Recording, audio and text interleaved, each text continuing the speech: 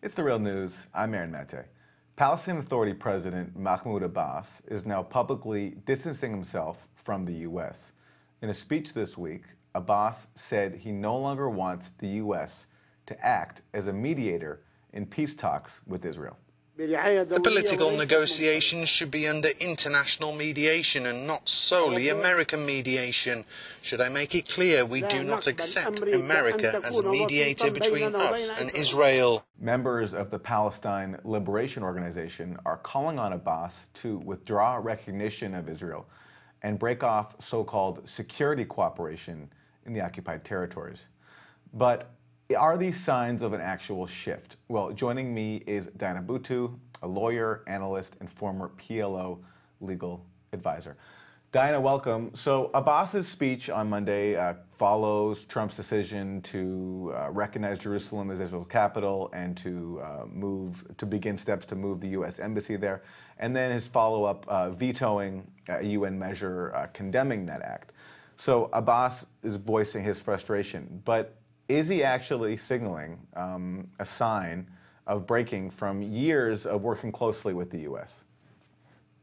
No, not at all. The sign that I was hoping for him to show is that he was going to break away from negotiations, period. It's important, Aaron, to keep in mind that these negotiations have gone on for 25 years, making them the longest negotiations in history. And rather than seeing an improvement in the situation on the ground for Palestinians, we've witnessed a worsening of our situation, with more and more Israeli settlements being built, more and more Israeli checkpoints being built, more home demolitions, more land confiscation. And instead of Abbas distancing himself from this process of negotiations, he seems to be clinging to it and is just somehow looking for a different address. And that different address that he's talking about specifically is Europe, in the hopes that Europe will then put pressure on the United States once again resume negotiations. So the policy has not changed in any way. It's just that the direction and the characters are changing. Okay, so a defender of the Israeli government would hear that from you and say, well, look, that proves our point.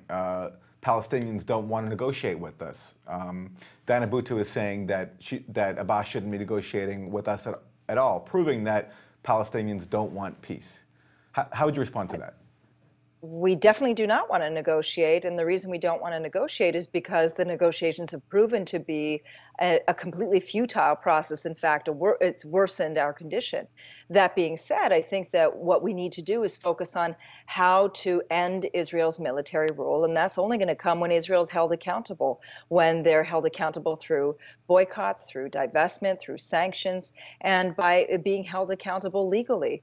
The actions that Israel has been carrying out over the course of the past 50 years speak much louder than anything that they have mentioned. So while they claim that they want to negotiate, they want to be able to negotiate so that it gives them cover to build and expand more Israeli settlements. What I want to do is end the farce of negotiations and instead put pressure where pressure belongs, which is on the occupier, on the colonizer, to ensure that Israel's occupation, its colonization, actually comes to an end. You know, Diana, just to put a number on this for anyone who's not familiar with the history. So the number of settlers, of illegal settlers in the occupied territories from before the Oslo peace process began and afterwards, it's more than doubled since the Oslo peace process began, because the peace process, as we know, imposed no barriers to settlement building. And even among dovish, left-leaning Israeli governments, it's actually settlements that have proceeded at the most rapid pace. So then, is there a role for Abbas and his entourage at all? And how is it that after so many years of failure that they're still sticking around? Well, first I want to just correct you just slightly, Aaron, which is that the number of settlers hasn't doubled. It's actually tripled since 1993. We went from roughly 200,000 to now we're close to 700, by official Israeli statistics, more than 700,000 Israeli settlers. Wow. Where does this leave Palestinians, and particularly the Palestinian leadership? It leaves the leadership where it was just even before the Trump announcement, which is this is a leadership whose whose term expired many, many years ago. In fact, Mahmoud Abbas was elected into office in January of 2005. His term expired in 2009. Here we are 9 years after the expiration of his term, and he's still in office. Similarly, the Parliament, the Legislative Council, their term expired in 2010, and here we are 8 years after the expiration of their term.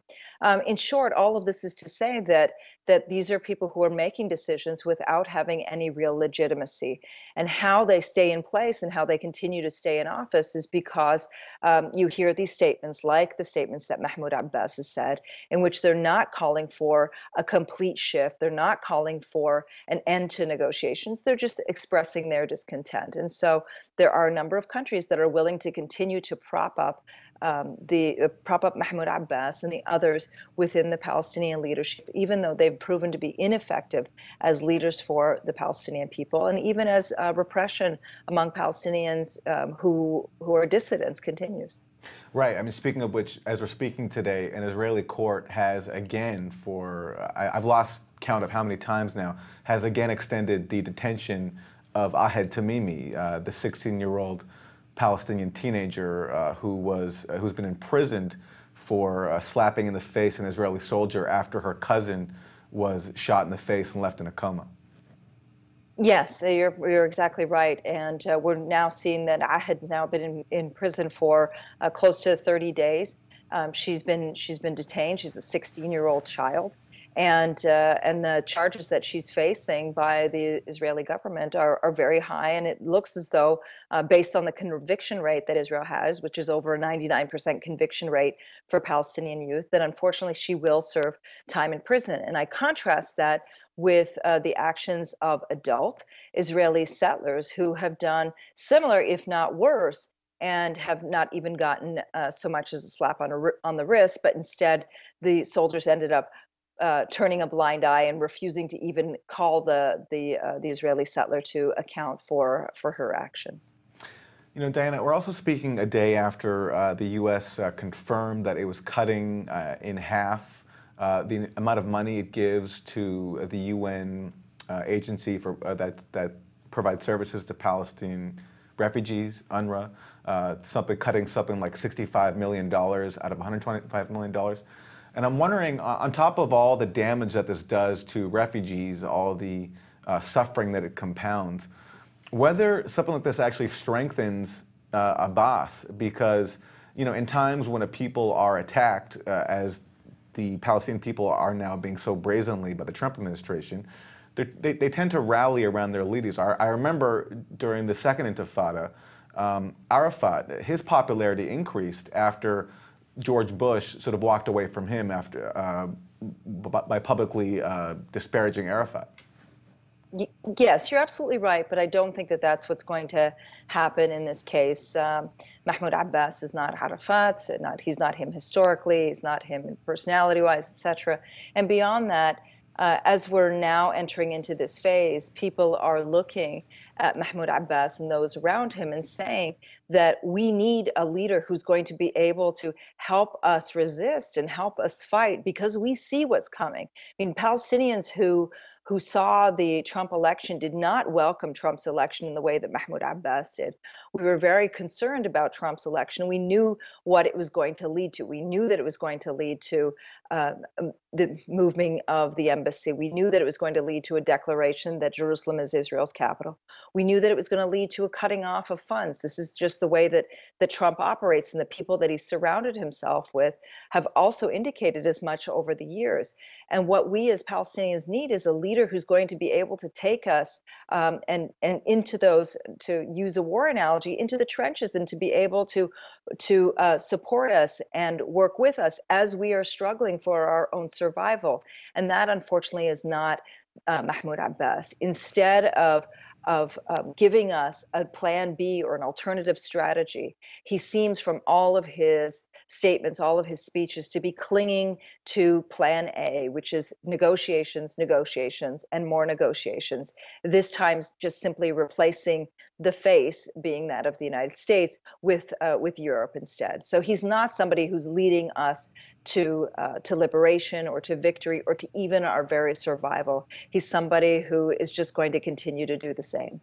And how does a new leadership come about? Because, on top of, Palestinians in the West Bank and Gaza being occupied, and Gaza and the West Bank being divided from each other, then you have the fact that you have Palestinians living, all around the region as refugees and around the world. Yes, you're absolutely right, Aaron, and it's a great question. The organization that just met this past week is an organization that also has lost its legitimacy and lost its legitimacy quite a number of years ago.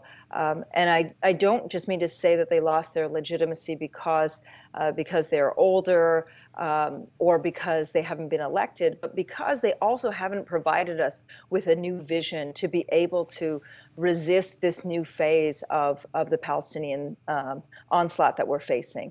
And so this is why it is vitally important that we begin to hold elections, not just within the West Bank and the Gaza Strip for these useless titles of president and prime minister and minister of whatever it is, but also begin to hold elections for the entire Palestinian diaspora.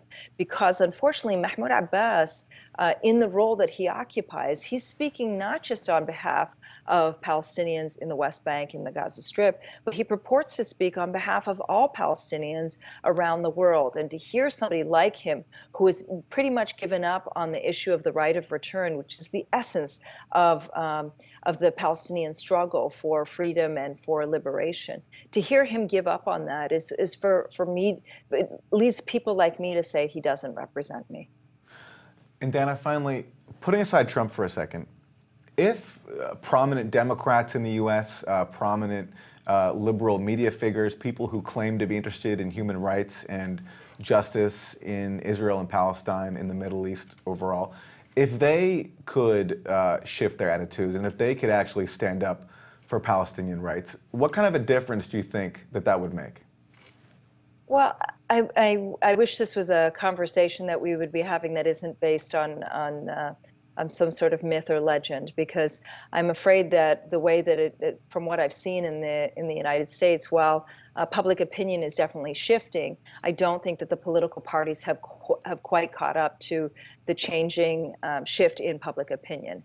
What it would look like, if we weren't talking about something that is fantasy, is for them to put pressure on Israel to finally end all of the money and all of the arms that goes to Israel and the special relationship that the United States has with Israel, and instead start holding it to the same standards that it holds other countries around the world, and holding it to the standards of international law. And so what this means is cutting off the aid rather than giving it all of this extra aid that Obama gave Israel. It would mean cutting off and holding Israel accountable for its violations of human rights, and making sure that Israel's actions don't simply go not only not condemned, but as it's currently standing, they become welcomed.